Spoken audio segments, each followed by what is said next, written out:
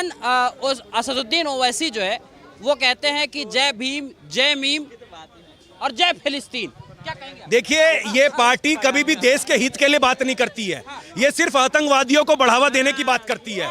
ये देश को उजाड़ने का काम करती है। तो ऐसी पार्टी का ना देश में कभी कोई अस्तित्व रहा है ना कभी अस्तित्व रहेगा। भारत में जितने भी भारतवासी हैं ये जानते हैं, इनके चेहरे को जान चुका है कि इनके गांधी का चोला पहनकर इन्होंने सिर्फ देश को लूटने काम किया। फिर जो इनके जो अगर सरनेम की बात, ओवैसी जी MIM के अध्यक्ष, उन्होंने क्या कहा, फिलिस्तीन जिंदाबाद, ये उचित नहीं था। भारत की धरती है, हिंदुस्तान की धरती है, लोकसभा है।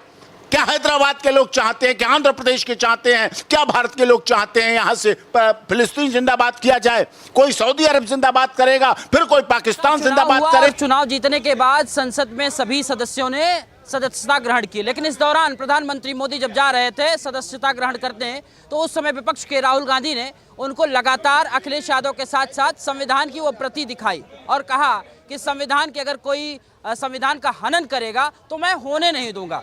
ऐसे में आम जनमानस है और आज ही के दिन प्रधानमंत्री मोदी कहते हैं कि आपातकाल लगा हुआ था, उस आपातकाल का विरोध बीजेपी लगातार अलग अलग जगहों पे प्रेस कॉन्फ्रेंस के दौरान कर रही है। हम इस समय सीपी में हैं, कुछ लोग हैं, सीधे जुड़ने की कोशिश और जानने का यह मतलब कि आखिर राहुल गांधी जो कह रहे हैं वो सही है या मोदी जो समझाने की कोशिश कर रहे हैं वो सही है। पहली प्राथमिकता महिला है, इनसे जुड़ते हैं। क्या कहेंगे मैम, क्या लगता है आपको? सर मुझे ऐसा लगता है कि अगर मैं बात कर लूं विपक्ष की, तो विपक्ष का काम ही होता है कि जो भी गवर्नमेंट बनी हुई है उसको वो हमेशा क्रिटिसाइज करेगा, ठीक है। और अगर मोदी जी की या बीजेपी सरकार की मैं बात कर दूं तो आप मेरे से क्वेश्चन पूछ रहे हैं, मैं आप लोगों से पूछना चाहती हूँ 10 साल हो गए इस सरकार को बने हुए, है ना। पिछले 10 सालों से मोदी जी हैं हमारी गवर्नमेंट में, अभी सरकार फिर से उन्होंने वापस से फॉर्म करी। कब ऐसा लगा कि संविधान का हनन हो रहा है? कब आपको ऐसा लगा कि चीजें खराब हो रही हैं? कब आपको ऐसा लगा कि संविधान की अवहेलना या उल्लंघन किया जा रहा है? अब जैसे जो आपने चीज बताई कि बीजेपी जो है जगह जगह पे आज 1975 में जो इमरजेंसी लगी थी उसका विरोध कर रही है, तो देखा जाए तो एग्जैक्टली संविधान का हनन तो उस टाइम पे किया गया हमने, या इस गवर्नमेंट ने कोई आपातकाल जैसी सिचुएशन नहीं लेकर आई पिछले 10 सालों में, जबकि उनका अच्छा बोलबाला है ना, लोगों में उनका एक अच्छा आइडेंटिटी है, लोग उन्हें पसंद करते हैं, वो चीजें दायरे में रह के कर रहे हैं। मुझे ऐसा लगता है विपक्ष का काम है क्रिटिसाइज करना कि जो गवर्नमेंट चल रही है उसको कैसे अपने मुद्दों से भटकाया जाए और इधर उधर की बातों में लगाया जाए। सो आई डोंट थिंक कि बीजेपी कुछ भी ऐसे जो है संविधान का उल्लंघन कर रही है, मुझे नहीं ऐसा लगता सर। जी सर एक चीज़ समझाइए, अभी तक जब से देश आज़ाद हुआ कभी लोकसभा अध्यक्ष का जो पद था उसके लिए चुनाव नहीं हुआ था, लेकिन इस बार वो भी हालात देखने को मिल रहे हैं। क्या कहेंगे इस पे? सहमति नहीं? देखिए, कांग्रेस अपनी हार को स्वीकार नहीं कर पा रही है।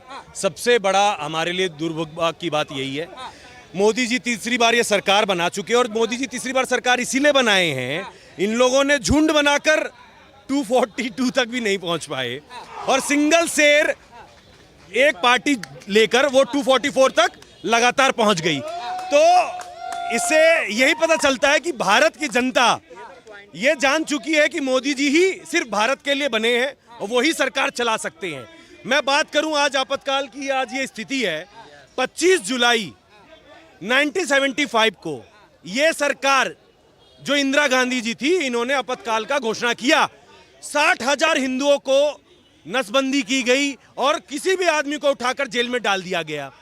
ये इतनी 70 साल में इन्होंने सिर्फ देश को लूटने का काम किया, आपातकाल की स्थिति लागू की।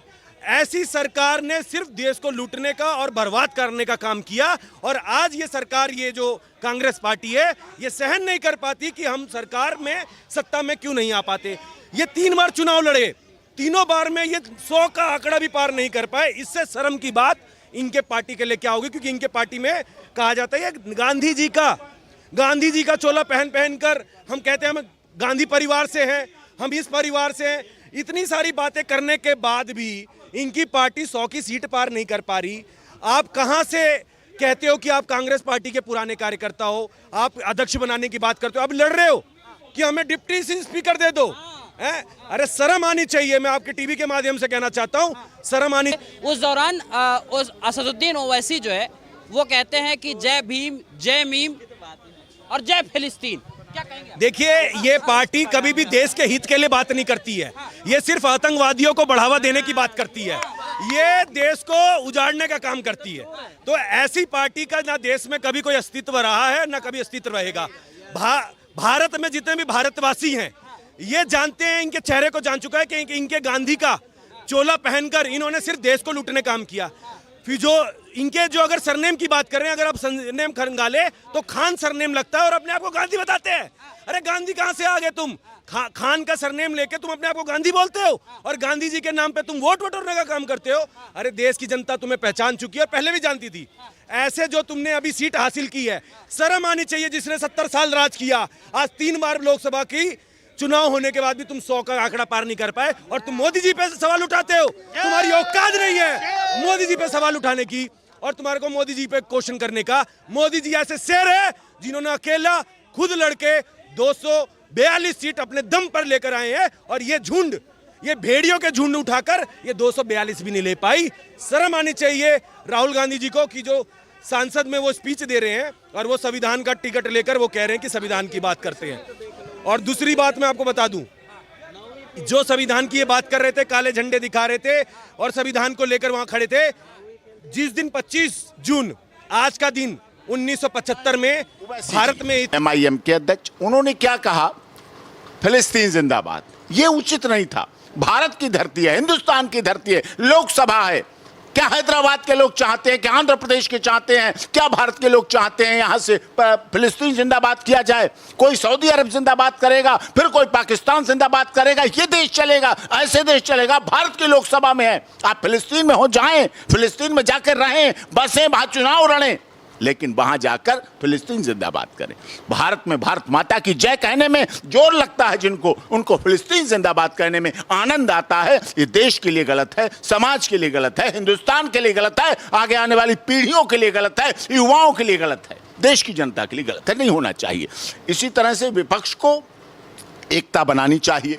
अच्छी बात है जहां तक नेता प्रतिपक्ष की बात हो गई, डिसाइड हो गया। लोकसभा स्पीकर आम सहमत से बन गए, बहुत अच्छी बात, क्योंकि लोकसभा को चलाना लोकसभा स्पीकर का, पिछली बार का ओम बिरला जी को तजुर्बा है, अनुभव है, योग्य हैं। सबको सम्मान के साथ नियंत्रण करना बहुत आवश्यक होता है, क्योंकि लोकसभा स्पीकर ही सबको चला पाता है, पूरी संसद को चला पाता है। कभी किसी को डांटना भी पड़ता है, कभी किसी को प्यार भी करना पड़ता है, कभी किसी को पुचकारना भी पड़ता है, कभी किसी को समय उसकी लिमिट से अधिक देना पड़ता है, कभी उसकी बात सुननी पड़ती, देश हित की बात के लिए समय अधिक देना पड़ता है। सब कुछ है, वो करेंगे। लेकिन जहाँ तक उपसभापति की बात है, वो चीज़ विपक्ष अगर चाहता है मतदान करा ले, वो करे, वो स्थिति करे, लेकिन उन्हें की तैयारी अभी अधूरी है। एक्चुअली क्या है, सब अलग अपनी अपनी ढपली, अपना अपना राग।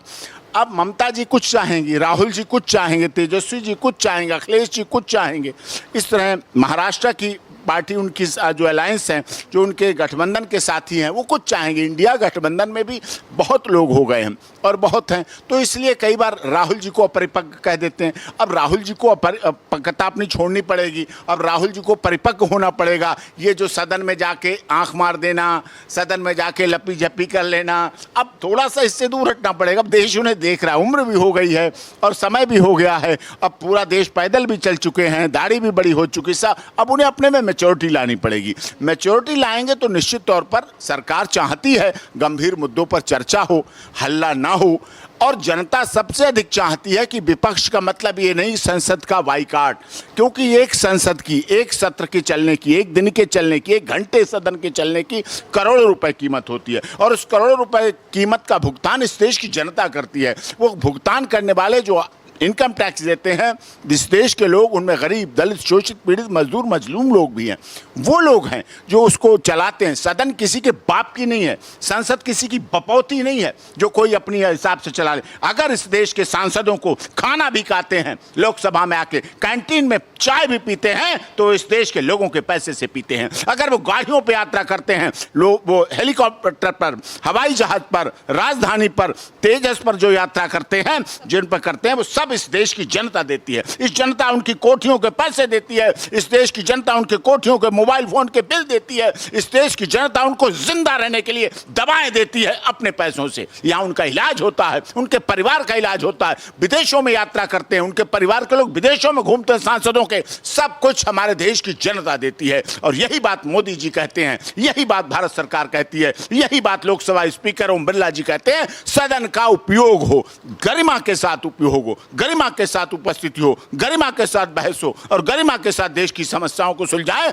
विकसित भारत बनाने के लिए एक हो, विकसित भारत बनाने के लिए आगे बढ़े, अपना विशाल भारत हो, दुनिया में सोने की चिड़िया जगत गुरु बनाने का सपना हमारा जल्दी पूरा हो, हम आगे बढ़ें और पाकिस्तान के नाम पर, चाइना के नाम पर, बॉर्डर्स के नाम पर, सुरक्षा के नाम पर, सैनिकों के नाम पर, देश की एकता के नाम पर, देश की अखंडता के नाम पर, भाईचारे के नाम पर किसी पार्टी को भी समझौता करने का कोई अधिकार कभी नहीं देगी हमारी संसद। और कभी नहीं इसे पसंद करेंगे ओम बिरला जी, और कभी नहीं पसंद करेंगे हमारे देश की महामहिम राष्ट्रपति जी, और कभी नहीं पसंद करेंगे इस देश के महामहिम उपराष्ट्रपति जी। पिछली बार सदन में आपने देखा कैसी मिमकरी की गई उपराष्ट्रपति पद की, देश के संवैधानिक पद पर है, मिमकरी की जा रही थी सदन में खड़े होकर, लोकसभा के बाहर, राज्यसभा के बाहर उपराष्ट्रपति पद की गरिमा खत्म कर दी गई। संविधान की अगर शपथ ली है सांसदों ने, अगर संविधान के अनुसार चलने का वादा किया है, तो संविधान के अनुसार चलते हुए इस देश का मतदाता, इस देश की सरकार और इस देश का आप जैसी वरिष्ठ पत्रकार और आप जैसे चैनल के